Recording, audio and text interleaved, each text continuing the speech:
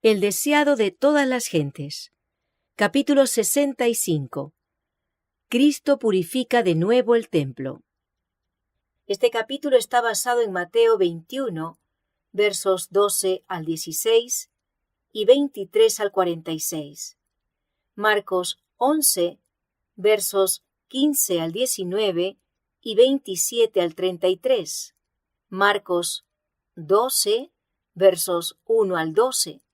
Lucas 19, versos 45 al 48 y Lucas 20, versos 1 al 19. Al comenzar su ministerio, Cristo había echado del templo a los que lo contaminaban con su tráfico profano, y su porte severo y semejante al de Dios había infundido terror al corazón de los maquinadores traficantes.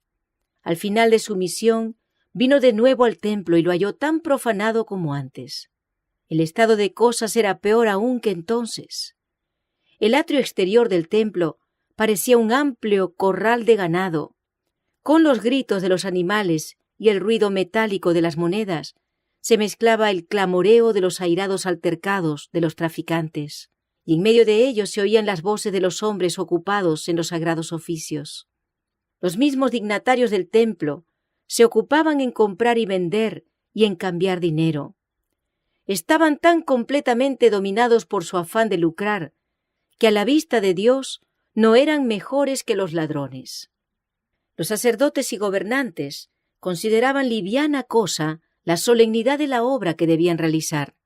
En cada Pascua y fiesta de las cabañas se mataban miles de animales, y los sacerdotes recogían la sangre y la derramaban sobre el altar. Los judíos se habían familiarizado con el ofrecimiento de la sangre hasta perder casi de vista el hecho de que era el pecado el que hacía necesario todo este derramamiento de sangre de animales. No discernían que prefiguraba la sangre del amado Hijo de Dios, que había de ser derramada para la vida del mundo, y que por el ofrecimiento de los sacrificios los hombres habían de ser dirigidos al Redentor crucificado. Jesús miró las inocentes víctimas de los sacrificios y vio cómo los judíos habían convertido estas grandes convocaciones en escenas de derramamiento de sangre y crueldad. En lugar de sentir humilde arrepentimiento del pecado, habían multiplicado los sacrificios de animales, como si Dios pudiera ser honrado por un servicio que no nacía del corazón. Los sacerdotes y gobernantes habían endurecido sus corazones con el egoísmo y la avaricia. Habían convertido en medios de ganancia los mismos símbolos que señalaban al Cordero de Dios. Así se había destruido en gran medida a los ojos del pueblo la santidad del ritual de los sacrificios. Esto despertó la indignación de Jesús. Él sabía que su sangre, que pronto había de ser derramada por los pecados del mundo, no sería más apreciada por los sacerdotes y ancianos que la sangre de los animales que ellos vertían constantemente. Cristo había hablado contra estas prácticas mediante los profetas. Samuel había dicho: ¿tiene Jehová tanto contentamiento con los holocaustos y víctimas como en obedecer a las palabras de Jehová? Ciertamente el obedecer es mejor que los sacrificios y el prestar atención que el cebo de los carneros. E Isaías, al ver en visión profética la apostasía de los judíos, se dirigió a ellos como si fuesen gobernantes de Sodoma y Gomorra. Príncipes de Sodoma, oíd la palabra de Jehová, escuchad la ley de nuestro Dios, pueblo de Gomorra. ¿Para qué a mí, dice Jehová, la multitud de vuestros sacrificios? Harto estoy de holocaustos de carneros y de cebo de animales gruesos. No quiero sangre de bueyes, ni de ovejas, ni de machos cabríos. ¿Quién demandó esto de vuestras manos, cuando vinisteis a presentaros delante de mí para hollar mis atrios? Lavad, limpiaos, quitad la iniquidad de vuestras obras de ante mis ojos. Dejad de hacer lo malo, aprended a hacer bien. Buscad juicio, restituid al agraviado. Oíd en derecho al huérfano, amparad a la viuda. El mismo que había dado estas profecías repetía ahora por última vez la amonestación. En cumplimiento de la profecía, El pueblo había proclamado Rey de Israel a Jesús. Él había recibido su homenaje y aceptado el título de rey. Debía actuar como tal. Sabía que serían vanos sus esfuerzos por reformar un sacerdocio corrompido. No obstante, su obra debía hacerse. Debía darse a un pueblo incrédulo la evidencia de su misión divina. De nuevo la mirada penetrante de Jesús recorrió los profanados atrios del templo. Todos los ojos se fijaron en él. Los sacerdotes y gobernantes, los fariseos y gentiles, miraron con asombro y temor reverente al que estaba delante de ellos, con la majestad del Rey del cielo. La divinidad fulguraba a través de la humanidad, invistiendo a Cristo con una dignidad y gloria que nunca antes había manifestado. Los que estaban más cerca se alejaron de él tanto como el gentío lo permitía. Exceptuando a unos pocos discípulos suyos, el Salvador quedó solo. Se acalló todo sonido. El profundo silencio parecía insoportable. Cristo habló con un poder que influyó en el pueblo como una poderosa tempestad. Escrito está: mi casa, casa de oración será llamada, mas vosotros cueva de ladrones la habéis hecho. Su voz repercutió por el templo como trompeta. El desagrado de su rostro parecía fuego consumidor. Ordenó con autoridad: quitad de aquí esto. 3 años antes, los gobernantes del templo se habían avergonzado de su fuga ante el mandato de Jesús. Se habían asombrado después de sus propios temores y de su implícita obediencia a un solo hombre humilde. Habían sentido que era imposible que se repitiera su humillante sumisión. Sin embargo, estaban ahora más aterrados que entonces y se apresuraron más aún a obedecer su mandato. No había nadie que osara discutir su autoridad.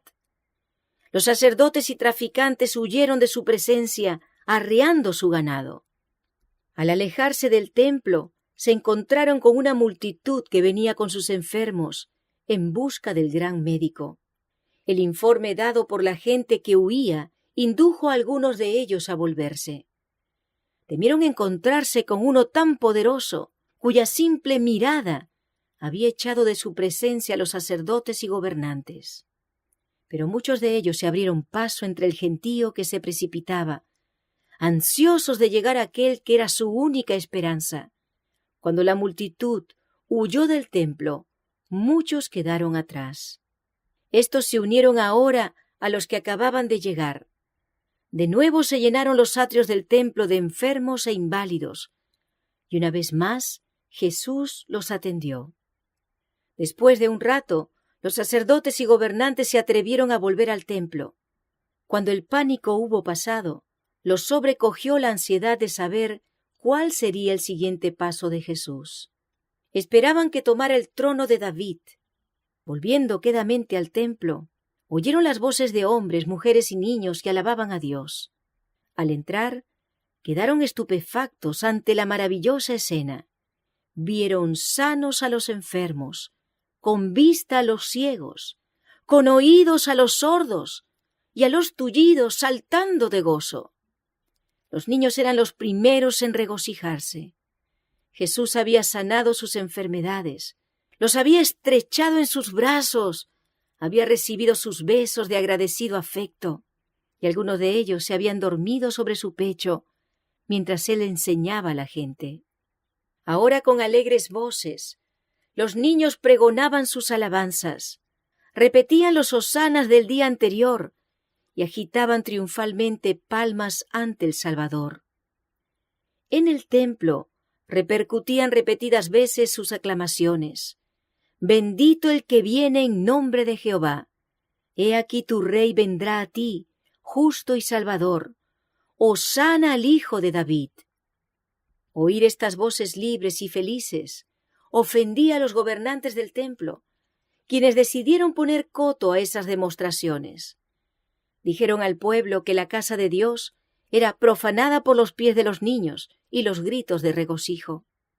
Al notar que sus palabras no impresionaban al pueblo, los gobernantes recurrieron a Cristo. ¿Oyes lo que estos dicen? Y Jesús les dice: sí, ¿nunca leísteis de la boca de los niños y de los que maman, perfeccionaste la alabanza? La profecía había predicho que Cristo sería proclamado rey, y esa predicción debía cumplirse. Los sacerdotes y gobernantes de Israel rehusaron proclamar su gloria, y Dios indujo a los niños a ser sus testigos. Si las voces de los niños hubiesen sido acalladas, las mismas columnas del templo habrían pregonado las alabanzas del Salvador. Los fariseos estaban enteramente perplejos y desconcertados. Uno a quien no podían intimidar ejercía el mando. Jesús había señalado su posición como guardián del templo. Nunca antes había asumido esa clase de autoridad. Nunca antes habían tenido sus palabras y obras tan gran poder. Él había efectuado obras maravillosas en toda Jerusalén, pero nunca antes de una manera tan solemne e impresionante. En presencia del pueblo que había sido testigo de sus obras maravillosas, los sacerdotes y gobernantes no se atrevieron a manifestarle abierta hostilidad. Aunque airados y confundidos por su respuesta, fueron incapaces de realizar cualquier cosa adicional en ese día. A la mañana siguiente, el Sanedrín consideró de nuevo qué conducta debía adoptar para con Jesús. 3 años antes habían exigido una señal de su carácter mesiánico. Desde aquella ocasión, él había realizado obras poderosas por todo el país. Había sanado a los enfermos, alimentado milagrosamente a miles de personas, caminado sobre las olas y aquietado el mar agitado. Había leído repetidas veces los corazones como un libro abierto. Había expulsado a los demonios y resucitado muertos. Antes los gobernantes le habían pedido evidencias de su carácter de Mesías. Ahora decidieron exigirle no una señal de su autoridad, sino alguna admisión o declaración por la cual pudiera ser condenado. Yendo al templo donde estaba él enseñando, le preguntaron: ¿con qué autoridad haces esto? ¿Y quién te dio esta autoridad? Esperaban que afirmase que su autoridad procedía de Dios. Se proponían negar un hacer total, pero Jesús les hizo frente con una pregunta que al parecer concernía a otro asunto, e hizo depender su respuesta a ellos de que contestaran esa pregunta. El bautismo de Juan, dijo, ¿de dónde era? ¿Del cielo o de los hombres? Los sacerdotes vieron que estaban en un dilema del cual ningún sofisma los podía sacar. Si decían que el bautismo de Juan era del cielo, se pondría de manifiesto su inconsecuencia. Cristo les diría: ¿por qué entonces no creísteis en él? Juan había testificado de Cristo: he aquí el Cordero de Dios que quita el pecado del mundo. Si los sacerdotes creían el testimonio de Juan, ¿cómo podían negar que Cristo fuese el Mesías? Si declaraban su verdadera creencia, que el ministerio de Juan era de los hombres, iban a provocar una tormenta de indignación, porque el pueblo creía que Juan era profeta. La multitud esperaba la decisión con intenso interés. Sabían que los sacerdotes habían profesado aceptar el ministerio de Juan y esperaban que reconocieran sin reservas que era enviado de Dios. Pero después de consultarse secretamente, los sacerdotes decidieron no comprometerse. Simulando ignorancia, dijeron hipócritamente: no sabemos. Ni yo os digo con qué autoridad hago esto, dijo Jesús. Los escribas, sacerdotes y gobernantes fueron reducidos todos al silencio. Desconcertados y chasqueados, permanecieron cabizbajos, sin atreverse a dirigir más preguntas a Jesús. Por su cobardía e indecisión, habían perdido en gran medida el respeto del pueblo, que observaba y se divertía al ver derrotados a esos hombres orgullosos y henchidos de justicia propia. Todos los dichos y hechos de Cristo eran importantes, y su influencia había de sentirse con intensidad que iría en aumento después de su crucifixión y ascensión. Muchos de los que habían aguardado ansiosamente el resultado de las preguntas de Jesús serían finalmente sus discípulos, atraídos a él por sus palabras de aquel día lleno de acontecimientos. Nunca se desvanecería de sus mentes la escena ocurrida en el atrio del templo.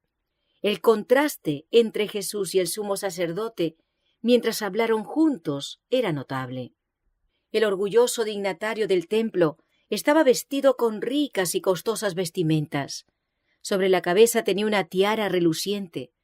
Su porte era majestuoso, su cabello y su larga barba flotante estaban plateados por los años. Su apariencia infundía terror a los espectadores. Ante este augusto personaje estaba la majestad del cielo, sin adornos ni ostentación. En sus vestiduras había manchas del viaje. Su rostro estaba pálido y expresaba una paciente tristeza, pero se notaban allí una dignidad y una benevolencia que contrastaban extrañamente con el orgullo, la confianza propia y el semblante airado del sumo sacerdote. Muchos de los que oyeron las palabras y vieron los hechos de Jesús en el templo le tuvieron desde entonces por profeta de Dios. Pero mientras el sentimiento popular se inclinaba a Jesús, el odio de los sacerdotes hacia él aumentaba. La sabiduría por la cual había rehuido las trampas que le tendieran era una nueva evidencia de su divinidad y añadía pábulo a su ira. En su debate con los rabinos, no era el propósito de Cristo humillar a sus contrincantes. No se alegraba de verlos en apuros. Tenía una importante lección que enseñar. Había mortificado a sus enemigos permitiéndoles caer en la red que le habían tendido. Al reconocer ellos su ignorancia en cuanto al carácter de Juan el Bautista, dieron a Jesús oportunidad de hablar, y él la aprovechó presentándole su verdadera condición y añadiendo otras amonestaciones a las muchas ya dadas.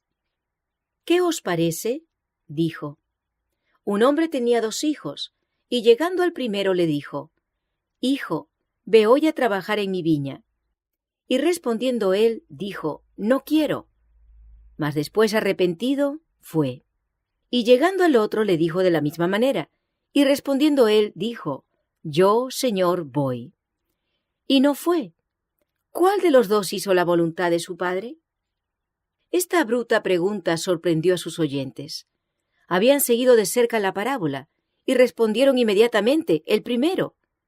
Fijando en ellos firmemente sus ojos, Jesús respondió con acento severo y solemne: «De cierto os digo que los publicanos y las rameras os van delante al reino de Dios. Porque vino a vosotros Juan en camino de justicia, y no le creísteis, y los publicanos y las rameras le creyeron. Y vosotros, viendo esto, no os arrepentisteis después para creerle». Los sacerdotes y gobernantes no podían dar sino una respuesta correcta a la pregunta de Cristo, y así obtuvo él su opinión en favor del primer hijo.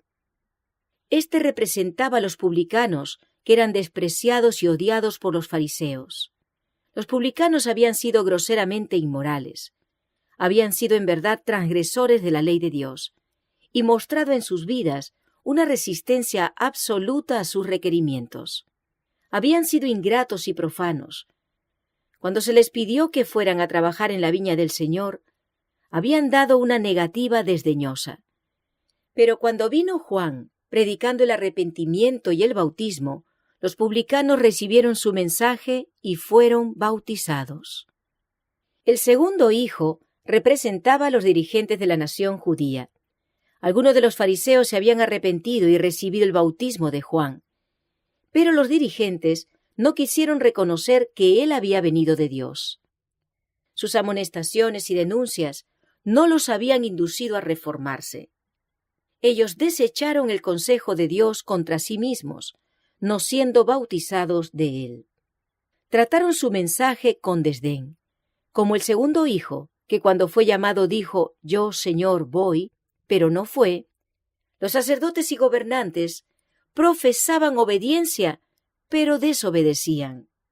Hacían gran profesión de piedad, aseveraban acatar la ley de Dios, pero prestaban solamente una falsa obediencia. Los publicanos eran denunciados y anatematizados por los fariseos como infieles, pero demostraban por su fe y sus obras que iban al reino de los cielos delante de aquellos hombres llenos de justicia propia, a los cuales se les había dado gran luz, pero cuyas obras no correspondían a su profesión de piedad. Los sacerdotes y gobernantes no estaban dispuestos a soportar estas verdades escudriñadoras. Sin embargo, guardaron silencio, esperando que Jesús dijese algo que pudieran usar contra él, pero habían de soportar aún más. «Oíd otra parábola», dijo Cristo. «Fue un hombre, padre de familia, el cual plantó una viña, y la cercó de vallado, y cavó en ella un lagar, y edificó una torre, y la dio a renta a labradores, y se partió lejos. Y cuando se acercó el tiempo de los frutos, envió sus siervos a los labradores para que recibiesen sus frutos. Mas los labradores, tomando a los siervos, al uno hirieron, y al otro mataron, y al otro apedrearon. Envió de nuevo otros siervos, más que los primeros, e hicieron con ellos de la misma manera. Y a la postre les envió su hijo, diciendo: «Tendrán respeto a mi hijo». Mas los labradores, viendo al hijo, dijeron entre sí: «Este es el heredero. Venid, matémosle, y tomemos su heredad». Y tomando le echaron fuera de la viña, y le mataron. Pues cuando viniere el señor de la viña, ¿qué hará a aquellos labradores?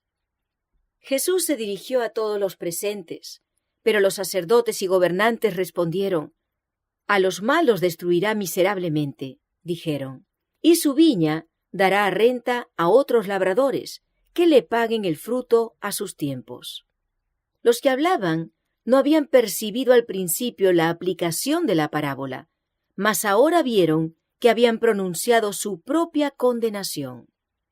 En la parábola, el señor de la viña representaba a Dios, la viña a la nación judía, el vallado la ley divina que la protegía. La torre era un símbolo del templo. El señor de la viña había hecho todo lo necesario para su prosperidad. ¿Qué más se había de hacer a mi viña que yo no haya hecho en ella? Así se representaba el infatigable cuidado de Dios por Israel. Y como los labradores debían devolver al dueño una debida proporción de los frutos de la viña, así el pueblo de Dios debía honrarle mediante una vida que correspondiese a sus sagrados privilegios. Pero como los labradores habían matado a los siervos que el Señor les envió en busca de fruto, así los judíos habían dado muerte a los profetas, a quienes Dios les enviara para llamarlos al arrepentimiento. Mensajero tras mensajero había sido muerto. Hasta aquí, la aplicación de la parábola no podía confundirse, y en lo que siguiera no sería menos evidente. En el amado Hijo a quien el Señor de la viña envió finalmente a sus desobedientes siervos, a quien ellos habían prendido y matado, los sacerdotes y gobernantes vieron un cuadro claro de Jesús y su suerte inminente. Ya estaban ellos maquinando la muerte de aquel a quien el Padre les había enviado como último llamamiento. En la retribución infligida a los ingratos labradores estaba pintada la sentencia de los que matarían a Cristo. Mirándolos con piedad, el Salvador continuó: «¿Nunca leísteis en las Escrituras: la piedra que desecharon los que edificaban, esta fue hecha por cabeza de esquina? Por el Señor es hecho esto, y es cosa maravillosa en nuestros ojos. Por tanto os digo que el reino de Dios será quitado de vosotros y será dado a gente que haga los frutos de él. El que cayere sobre esta piedra será quebrantado, y sobre quien ella cayere le desmenuzará». Los judíos habían repetido a menudo esta profecía en las sinagogas, aplicándola al Mesías venidero. Cristo era la piedra del ángulo de la dispensación judaica y de todo el plan de la salvación. Los edificadores judíos, los sacerdotes y gobernantes de Israel, estaban rechazando ahora esta piedra fundamental. El Salvador les llamó la atención a las profecías que debían mostrarles su peligro. por todos los medios a su alcance, procuró exponerles la naturaleza de la acción que estaban por realizar. Y sus palabras tenían otro propósito. Al hacer la pregunta, cuando viniere el señor de la viña, ¿qué hará a aquellos labradores? Cristo se proponía que los fariseos contestaran como lo hicieron. Quería que ellos mismos se condenaran. Al no inducirlos al arrepentimiento, sus amonestaciones sellarían su sentencia, y él deseaba que ellos vieran que se habían acarreado su propia ruina. Él quería mostrarles cuán justo era Dios al privarlos de sus privilegios nacionales, cosa que ya había empezado, y terminaría no solamente con la destrucción de su templo y ciudad, sino con la dispersión de la nación. Los oyentes comprendieron la amonestación, pero a pesar de la sentencia que habían pronunciado sobre sí mismos, los sacerdotes y gobernantes estaban dispuestos a completar el cuadro, diciendo: «Este es el heredero. Venid, matémosle». Y buscando cómo echarle mano, temieron al pueblo, porque el sentimiento popular estaba en favor de Cristo. Al citar la profecía de la piedra rechazada, Cristo se refirió a un acontecimiento verídico de la historia de Israel. El incidente estaba relacionado con la edificación del primer templo. Si bien es cierto que tuvo una aplicación especial en ocasión del primer advenimiento de Cristo, y debiera haber impresionado con una fuerza especial a los judíos, tiene también una lección para nosotros. Cuando se levantó el templo de Salomón, las inmensas piedras usadas para los muros y el fundamento habían sido preparadas por completo en la cantera. De allí se las traía al lugar de la edificación, y no había necesidad de usar herramientas con ellas. Lo único que tenían que hacer los obreros era colocarlas en su lugar. Se había traído una piedra de un tamaño poco común y de una forma peculiar para ser usada en el fundamento. Pero los obreros no podían encontrar lugar para ella, y no querían aceptarla. Era una molestia para ellos mientras quedaba abandonada en el camino. Por mucho tiempo permaneció rechazada, pero cuando los edificadores llegaron al fundamento de la esquina, buscaron mucho tiempo una piedra de suficiente tamaño y fortaleza, y de la forma apropiada para ocupar ese lugar y soportar el gran peso que había de descansar sobre ella. Si hubiesen escogido erróneamente la piedra de ese lugar, hubiera estado en peligro todo el edificio. Debían encontrar una piedra capaz de resistir la influencia del sol, de las heladas y la tempestad. Se habían escogido diversas piedras en diferentes oportunidades, pero habían quedado desmenuzadas bajo la presión del inmenso peso. Otras no podían soportar el efecto de los bruscos cambios atmosféricos. Pero al fin, la atención de los edificadores se dirigió a la piedra por tanto tiempo rechazada. Había quedado expuesta al aire, al sol y a la tormenta, sin revelar la más leve rajadura. Los edificadores la examinaron. Había soportado todas las pruebas menos una. Si podía soportar la prueba de una gran presión, la aceptarían como piedra de esquina. Se hizo la prueba, la piedra fue aceptada. Se la llevó a la posición asignada y se encontró que ocupaba exactamente el lugar. En visión profética, se le mostró a Isaías que esta piedra era un símbolo de Cristo. Él dice: «A Jehová de los ejércitos, a Él santificad. Sea Él vuestro temor y Él sea vuestro miedo». Entonces Él será por santuario, mas a las dos casas de Israel por piedra para tropezar, y por tropezadero para caer, y por lazo y por red al morador de Jerusalén. Y muchos tropezarán entre ellos y caerán, y serán quebrantados, enredaránse y serán presos.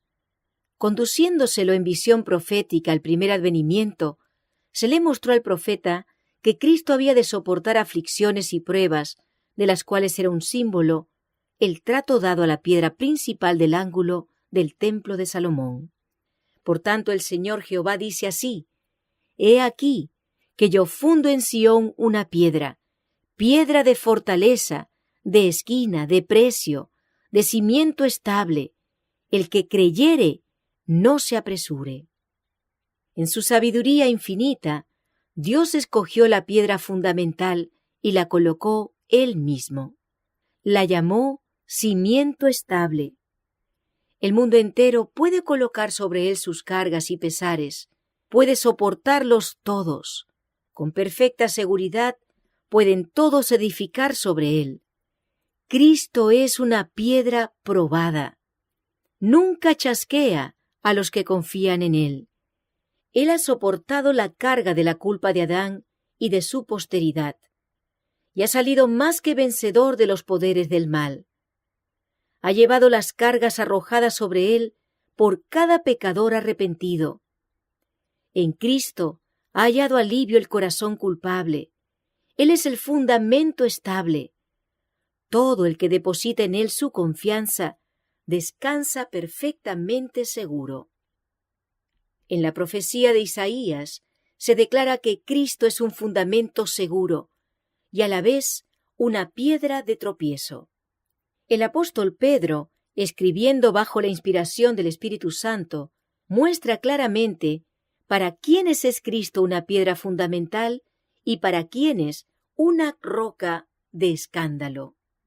Si empero habéis gustado que el Señor es benigno, al cual, allegándoos, piedra viva, reprobada cierto de los hombres, empero elegida de Dios, preciosa, vosotros también, como piedras vivas, sed edificados una casa espiritual, un sacerdocio santo, para ofrecer sacrificios espirituales, agradables a Dios por Jesucristo.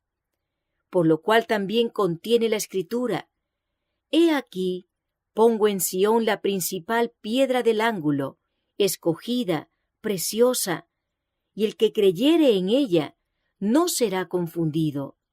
Ella es pues honor a vosotros que creéis, mas para los desobedientes, la piedra que los edificadores reprobaron. Esta fue hecha la cabeza del ángulo, y piedra de tropiezo, y roca de escándalo a aquellos que tropiezan en la palabra, siendo desobedientes. Para todos los que creen, Cristo es el fundamento seguro. Estos son los que caen sobre la roca y son quebrantados. Así se representan la sumisión a Cristo y la fe en Él. Caer sobre la roca y ser quebrantado es abandonar nuestra justicia propia e ir a Cristo con la humildad de un niño, arrepentidos de nuestras transgresiones y creyendo en su amor perdonador. Y es asimismo por la fe y la obediencia cómo edificamos sobre Cristo como nuestro fundamento. Sobre esta piedra viviente pueden edificar por igual los judíos y los gentiles. Es el único fundamento sobre el cual podemos edificar con seguridad. Es bastante ancho para todos y bastante fuerte para soportar el peso y la carga del mundo entero. Y por la comunión con Cristo, la piedra viviente, todos los que edifican sobre este fundamento llegan a ser piedras vivas. Muchas personas se modelan, pulen y hermosean por sus propios esfuerzos, pero no pueden llegar a ser piedras vivas, porque no están en comunión con Cristo. Sin esta comunión, el hombre no puede salvarse. Sin la vida de Cristo en nosotros, no podemos resistir los embates de la tentación. Nuestra seguridad eterna depende de nuestra edificación sobre el fundamento seguro. Multitudes están edificando hoy sobre fundamentos que no han sido probados. Cuando caiga la lluvia, brame la tempestad y vengan las crecientes, su casa caerá, porque no está fundada sobre la roca eterna, la principal piedra del ángulo, Cristo Jesús. A aquellos que tropiezan en la palabra, siendo desobedientes, Cristo es una roca de escándalo. Pero la piedra que desecharon los que edificaban, Esta fue hecha por cabeza de esquina. Como la piedra rechazada, Cristo soportó en su misión terrenal el desdén y el ultraje. Fue despreciado y desechado entre los hombres, varón de dolores, experimentado en quebranto. Fue menospreciado y no lo estimamos. Pero estaba cerca el tiempo en que había de ser glorificado. Por su resurrección había de ser declarado Hijo de Dios con potencia. En su segunda venida habría de revelarse como Señor del cielo y de la tierra. Aquellos que estaban ahora por crucificarle tendrían que reconocer su grandeza. Ante el universo, la piedra rechazada vendría a ser cabeza del ángulo. Y sobre quien ella cayere, le desmenuzará. El pueblo que rechazó a Cristo iba a ver pronto su ciudad y su nación destruidas. Su gloria había de ser deshecha y disipada como el polvo delante del viento. ¿Y qué destruyó a los judíos? Fue la roca que hubiera constituido su seguridad, si hubiesen edificado sobre ella. Fue la bondad de Dios que habían despreciado, la justicia que habían menospreciado, la misericordia que habían descuidado. Los hombres se opusieron resueltamente a Dios, y todo lo que hubiera sido su salvación fue su ruina. Todo lo que Dios ordenó para que vivieran les resultó causa de muerte. En la crucifixión de Cristo por los judíos estaba envuelta la destrucción de Jerusalén. La sangre vertida en el Calvario fue el peso que los hundió en la ruina para este mundo y el venidero. Así será en el gran día final, cuando se pronuncie sentencia sobre los que rechazan la gracia de Dios. Cristo, su roca de escándalo, les parecerá entonces una montaña vengadora. La gloria de su rostro, que es vida para los justos, será fuego consumidor para los impíos. Por causa del amor rechazado, la gracia menospreciada, el pecador será destruido. Mediante muchas ilustraciones y repetidas amonestaciones, Jesús mostró cuál sería para los judíos el resultado de rechazar al Hijo de Dios. Por estas palabras, Él se estaba dirigiendo a todos los que en cada siglo rehúsan recibirle como su Redentor. Cada amonestación es para ellos. El templo profanado, el hijo desobediente, los falsos labradores, los edificadores insensatos, tienen su contraparte en la experiencia de cada pecador. A menos que el pecador se arrepienta, la sentencia que aquellos anunciaron será suya.